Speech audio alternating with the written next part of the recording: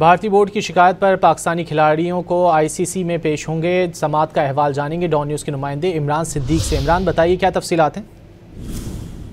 के दरमियान जो दूसरा मैच हुआ था उसमें पाकिस्तान की जानिब से काफ़ी सेलिब्रेशंस देखने में आई थी, जिसमें साहिबजादा फरहान की गन सेलिब्रेशन थी और हारिस रऊफ जो कि तैयारी गिरने का इशारा करे तो उस पर भारतीय क्रिकेट बोर्ड ने जो है वो शिकायत की थी आईसीसी को। और अब बीसीसीआई की शिकायत पर आज समात हुई है। पाकिस्तानी क्रिकेटर्स की वहाँ तलबी हुई।